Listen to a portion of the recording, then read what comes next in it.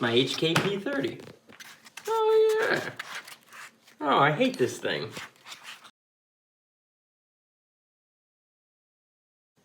Hello friends. I still have my HK P30. How did this happen? Not only do I still have it, I shot 3,000 rounds through it in a couple of months and it became my home defense gun. I hate this thing. Why is it still here? The magazines are extravagantly expensive. How many magazines do we have here? Let's see, we've got 1, 2 magazines. 2 magazines! It has the worst trigger in the world. What's in here? Collector initials. Was there like a human finger in here? Oh, operator's manual. Guess I'm an operator. Let's see if there's something in here about the terrible trigger.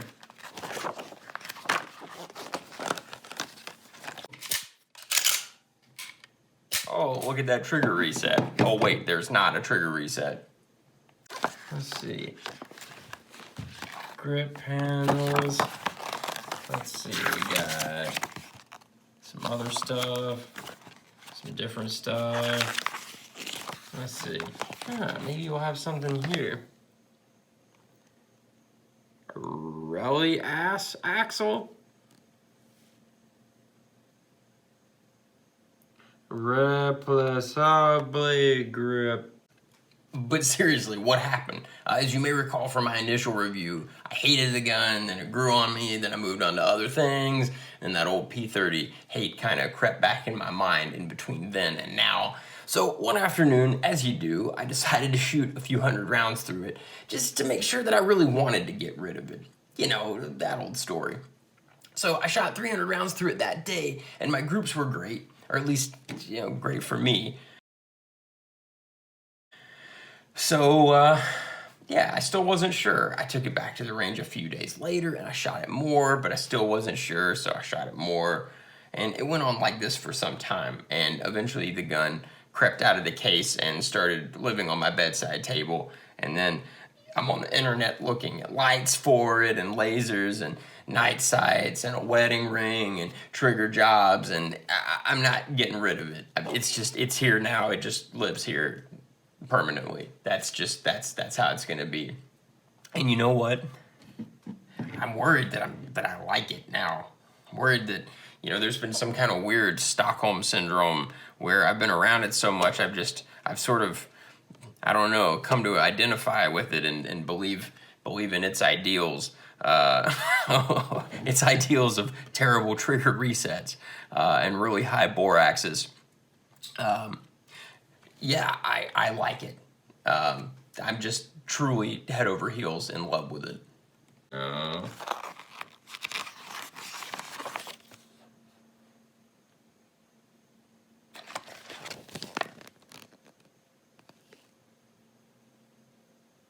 Hey look, these two parts of the gun are in a relationship.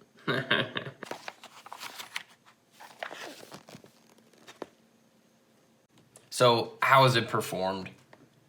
I've been very, very mean to this gun because I didn't mean to keep it. I didn't clean it. I shot it until it was red hot and I fed it junk ammo. And you know what? I've experienced no malfunctions. It is an H&K after all. The gun just runs better and better all the time.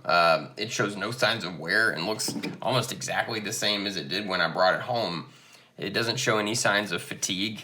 I mean, not that a gun should after 3,000 rounds, but with a lot of guns, you can tell that they've been shot, whereas this thing pretty much just, I don't know, who knows how old it is just looking at it. So let's take a look at the inside and see how it's wearing. So, like other HKs, you line up this notch there with this thingy, and then you pull. This is really hard to do on camera. I would normally do this a little bit differently, but it's kind of fun watching somebody struggle with something, isn't it? Yeah, there we go. I swear I've done that a million times, very smoothly when you weren't looking. I know you don't believe me, and that's fair. So here we see our nylon recoil ring. You can see where that thing's been, a recoil buffer, I should say. You can see where it's been battered a little bit, but still no excessive wear. Yeah, everything looks pretty good. There's some wear to the plastic around the metal rails, but yeah, they look fine. And I'm pretty sure the metal's embedded pretty far in the plastic. Here's what impressed me though. Normally you'd see a lot more wear on the inside of the slide and the barrel. It's impressive. H&K, they know what they're doing. This is not their first day. Now let's see if I can get it back together in a way that doesn't make me look like a total jackass. Yeah, no such luck, huh? Line that thing up with that thing, and then you hit the decocker, and then you do that so that it sits flat on the table, but then it doesn't anyway. All right. Shaving brush. So, why do I enjoy the gun? When I shoot this gun, I kind of have to put aside how the gun feels and focus on my performance. I just can't deny how well I shoot the gun. Terrible trigger aside.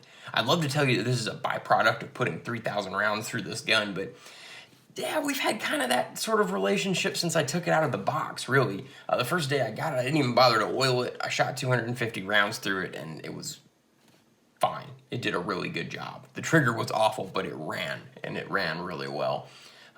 So in an attempt to acclimate myself to the amusingly awful trigger, I just blasted ammo out of the gun as quickly as possible, kind of putting it in a constant cycle of superheating and cooling, and it didn't care. As a result, I'm almost embarrassed to say that I shoot this much faster than I can shoot even something like my CZ75, which even it doesn't have an awesome trigger, but it's a hell of a lot better than this is.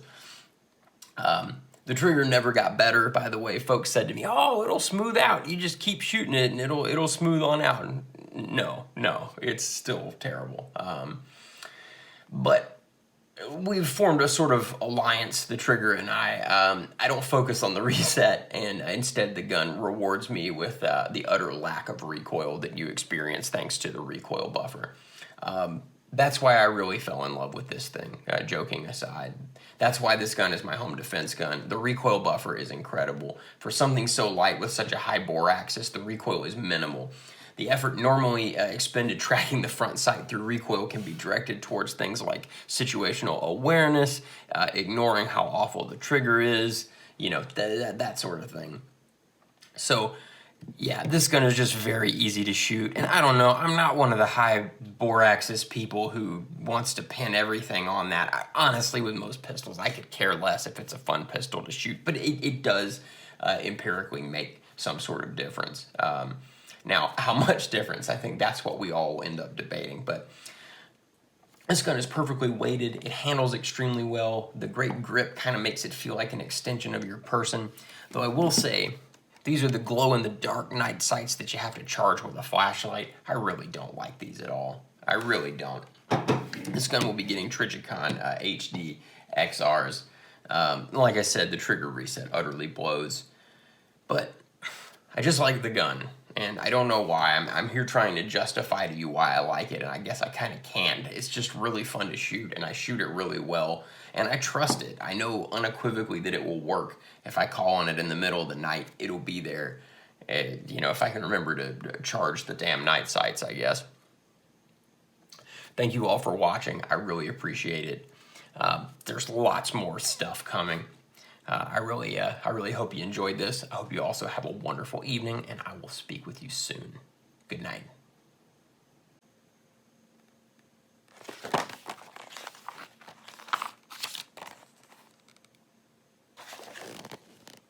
Here's the part about troubleshooting. But it just says how to do different kinds of lube. Let's see. Oh, here we go. Troubleshooting. A fouled or improperly lubricated pistol. Bad munition. I don't see anything about how to fix the terrible trigger. Oh, hello again. Thank you so much for watching my update video on the HK P30 and how it's doing after 3,000 rounds. We learned a lot, we cried a lot and hugged a lot and made some new friends. And here we are again. You know what I'm gonna ask you to do? Please hit that subscribe button if you feel so inclined. I very much appreciate it. As always, have a wonderful evening. Thank you very much. Bye. Shaving brush. Here's making errors, but I don't see anything about how to fix the terrible trigger. Shaving brush.